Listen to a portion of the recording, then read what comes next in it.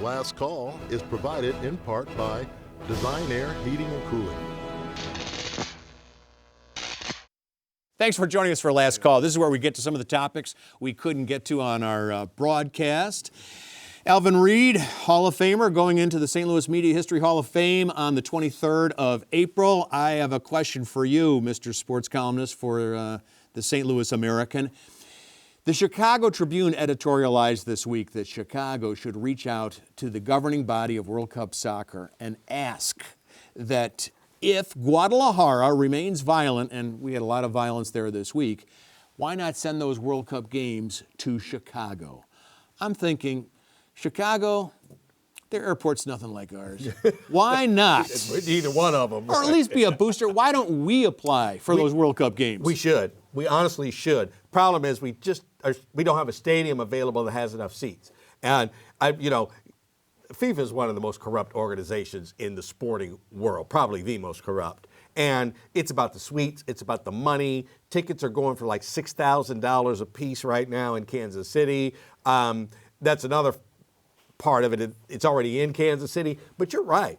Anytime any situation like this pops up, we should raise our hand and say, send it here. Boston, Foxborough has got a problem with security. Who's going to pay for it? And their city council says they're not voting for the final go-ahead on all this until they know who's going to pay these bills. So there's two opportunities possibly, but we just don't have the stadium. Yeah, they do not allow a stadium like the Dome. Like, you have to have that modern thing that can retract, and they will not allow you to have the artificial turf. You have to have like the natural thing. So it goes back to the old Rams stadium clause. If you would have done what the Rams wanted, maybe we could have FIFA. See, he's on my side. Okay, so where would it be in Chicago then? Bears? At Bears Stadium. Soldier Field. Yeah, they have natural turf. Yeah. I wonder when they're going to move to Hammond, Indiana, I heard too, by the way. But they're about to get a sweetheart deal, but they're going to stay in Illinois, guarantee you. By the way, have you seen the governor's commercials? He's like thin and walking the streets, but Getting he ready talks for about that. prime time. He didn't mention the Bears, but he talks about preserving stuff. So,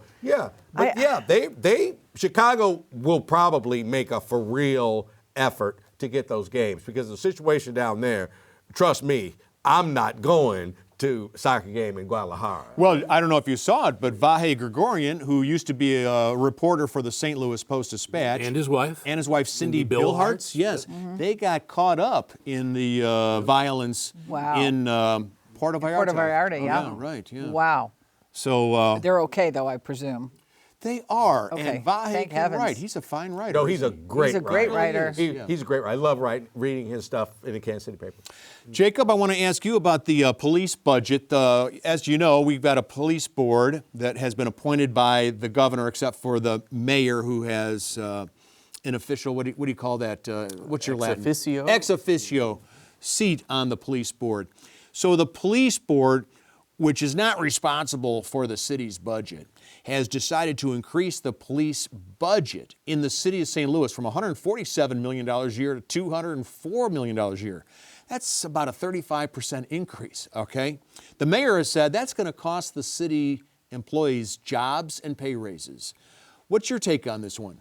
Well, I think, like I said before, I think we have to look at it holistically, that the city of St. Louis appears to be in big trouble. I mean, we've had an exodus from downtown. There's $250 million in critical building and infrastructure needs. They only have $48 million a year to even begin to tackle that. Meanwhile, more are going to fall into the critical category.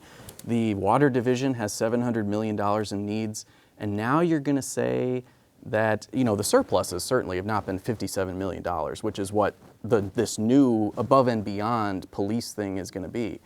I'd say it's dark times. If the governor and the state decide to go forward in this way, all I can hope is that they're trying to go dark so that they can fundamentally reorganize the city or do a merger or something. I don't know if it's a roundabout way of doing something. When I read it, I thought, well, son, this is how negotiations start. That's Chris Saraceno basically said, hey, we're still talking about it. So you come in and you ask for a bunch of money.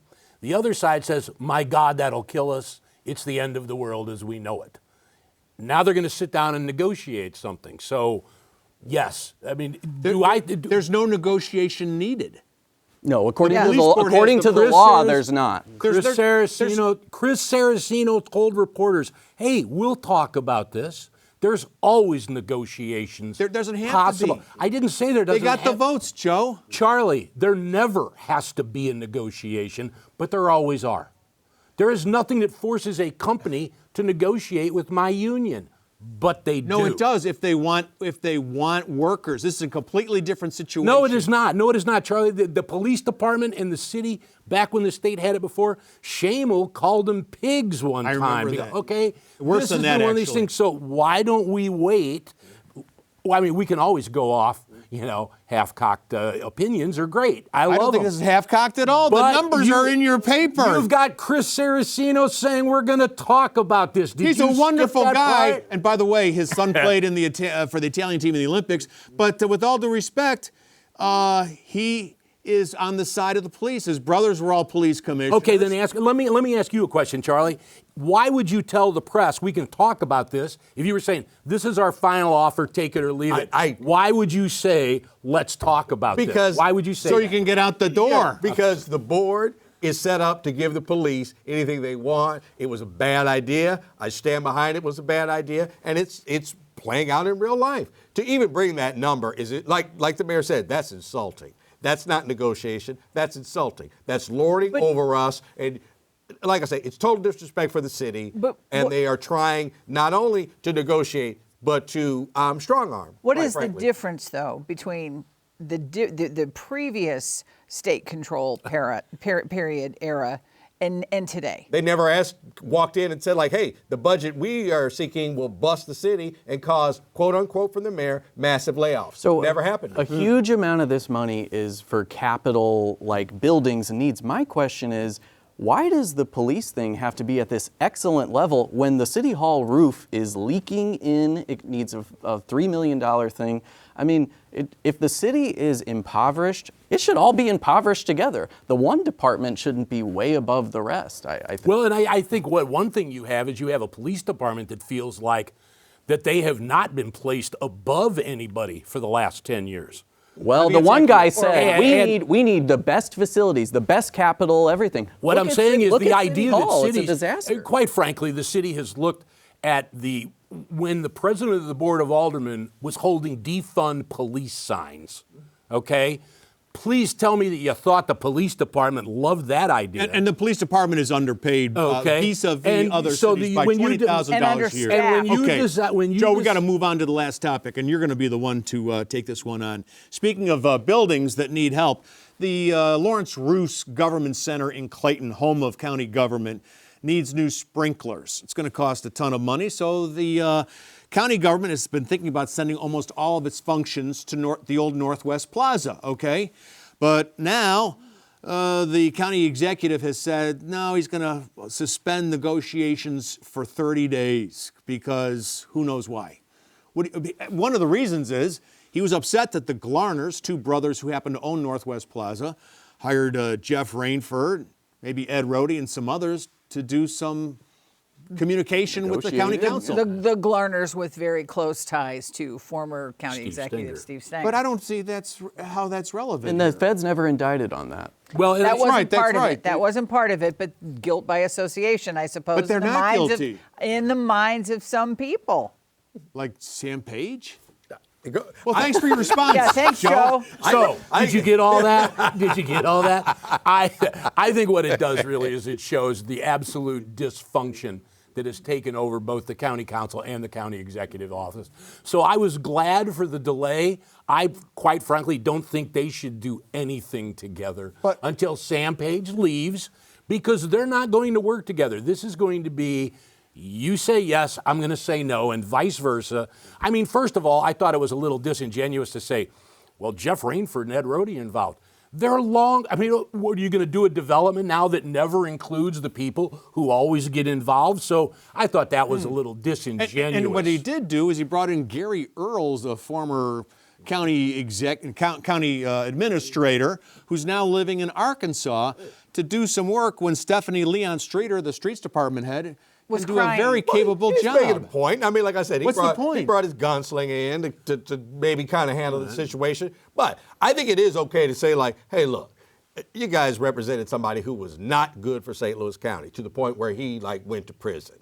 I don't trust you.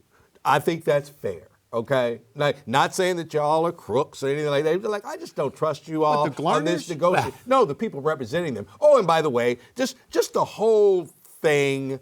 I'm with you. Just put it This on hold. marriage has to end. Right, because if we don't move on this until the End of primary, okay, which is August, then whoever wins the Democratic nomination is probably going to win the race. But the next, just put it on. I don't next get it. time people wonder, though, why we're looking at data centers, think about what Jacob Kirn so articulately just sort of mapped out. We're in trouble. I mean, we're in big trouble. So that's why data centers are not going away.